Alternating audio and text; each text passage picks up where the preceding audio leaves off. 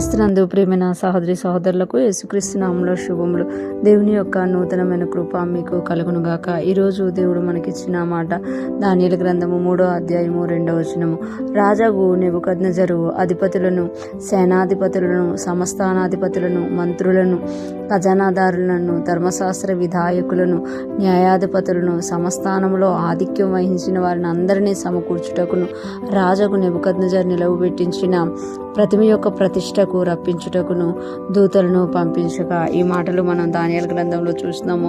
ఎప్పుడైతే దానియేలు రాజుకు వచ్చిన కళ యొక్క భావం చెప్పారో, మీరే ఆ బంగారు శిరస్సు అయి ఉన్నారని చెప్పారో, దానియేలు గ్రంథం 3వ అధ్యాయంలో చూస్తే రాజుకు నెబుకద్నెజరు ఒక పెద్ద ప్రతిమను చేసినట్లుగా మనం చూడగలం. ఆ ప్రతిమ యొక్క ప్రతిష్టకు ఆ యొక్క దేశంలో ఉన్న అందరినీ పిలుస్తున్నట్టుగా మనం ఇక్కడ చూడగలం.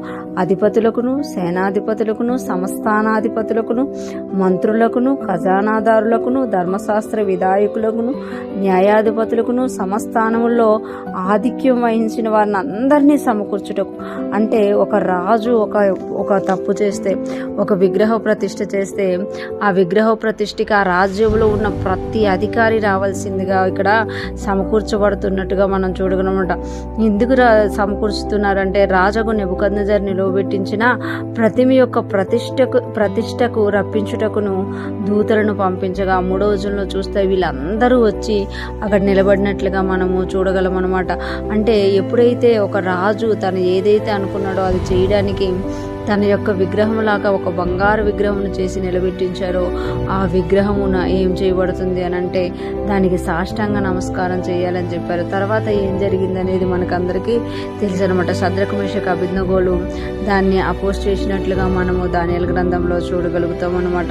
అంటే ఒక రాజు ఏదైతే ఆలోచన కలిగి ఉంటుందో ఆ రాజ్యం అంతా కూడా ఆలోచన జరుగుతుంది అనమాట. మన దేశంలో కూడా మనం చూస్తామన్నమాట.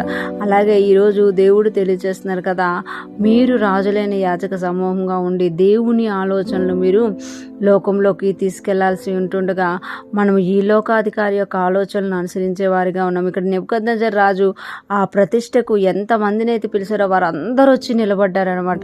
శద్రకు మేషకు అబేద్నెగోలు తప్ప అందరూ దానికి సాష్టాంగపడినట్లుగా మనము దానియేలు గ్రంథంలో చూడగలం అనమాట. ఈరోజు ఫ్రెష్ మన్నా వింటున్న ప్రతి ఒక్కరూ జ్ఞాపకం చేసుకోవాలి.